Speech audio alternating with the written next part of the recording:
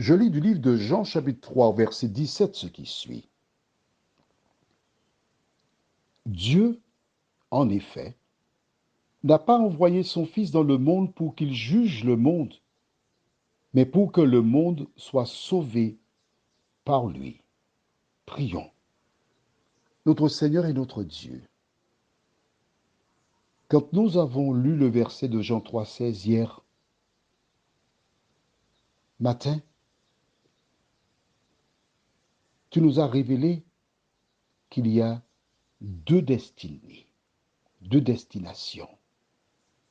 Aide-nous à faire le bon choix. Que ton esprit nous éclaire au nom de Jésus et pour ta gloire éternelle. Amen. La fin du verset 16 disait, écoute bien la fin du verset 16,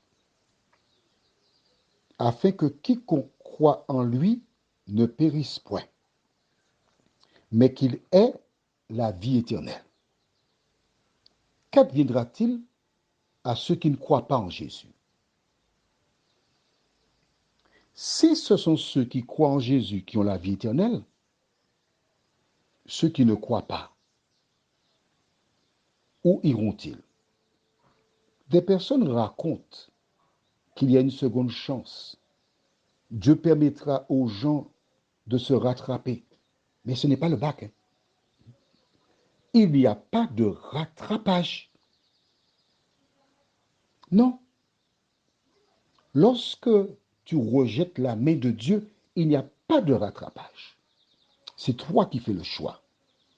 Alors, au verset 17, Dieu en effet n'a pas envoyé son Fils dans le monde pour qu'il juge le monde, mais que le monde soit sauvé par lui.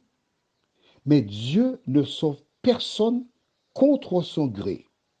Comment cela fonctionne-t-il?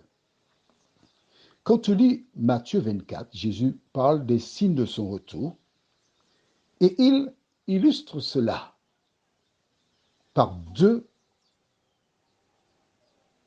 faits marquants. Le premier, c'est du temps de Noé. Les hommes avaient rempli la terre de violence. Ils étaient méchants. Dieu a déclaré à Noé, la fin de toute chair est arrêtée par devers moi. Construis l'arche. Il a fait l'arche. Des animaux sauvages sont venus, sont entrés dans l'arche. L'eau, son épouse, ses trois fils et leur épouse d'eux-mêmes, ils étaient 8 dans l'arche, donc un petit nombre. Le déluge vint et toutes ces personnes périrent. Pourquoi Dieu fit-il cela?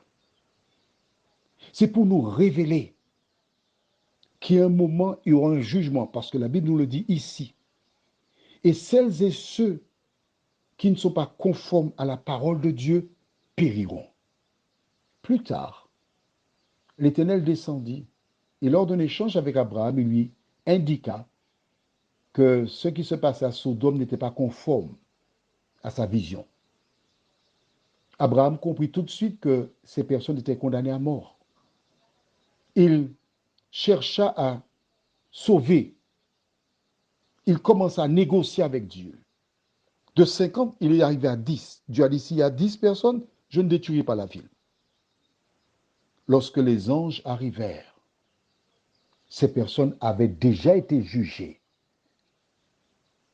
Le feu descendit, consuma la ville de Sodome et de Gomorrhe pour leur vie. La femme de Lot qui s'est retournée pour regarder, la Bible déclare, elle devait une statue de sel. Elle perdit la vie. Lors du déluge, Dieu avait annoncé qu'il ne détruira plus la terre par l'eau encore, mais par le feu. Et conformément à sa parole, Sodome et Gomorrhe furent détruits par le feu. La statue de la femme de Lot est encore présente. Va chercher sur Internet, tu la verras. Elle est là pourquoi? Pour nous rappeler que celui qui accepte Jésus ne peut pas avoir un cœur partagé. Quand tu es un enfant de Dieu, tu dois produire les fruits dignes de la repentance. Ces gens qui furent détruits du temps de Noé, ainsi que du temps de l'eau firent le choix de vivre en opposition avec la parole de Dieu. Il en sera de même pour le retour de Jésus. Prions. Notre Seigneur et notre Dieu, en ce matin, nous voyons que Jésus n'est pas venu pour juger le monde, mais il est venu afin que toutes celles et ceux qui croient en lui ne périssent point, mais qu'ils aient la vie éternelle. Seigneur, lorsque nous disons te connaître, lorsque nous disons t'aimer, lorsque nous disons être enfants de Dieu, nous devons vivre selon ta parole. Merci de continuer de nous éclairer. Nous t'en prions au nom de Jésus pour ta gloire éternelle. Amen. Je te souhaite une bonne journée et que l'Éternel continue de te faire du bien.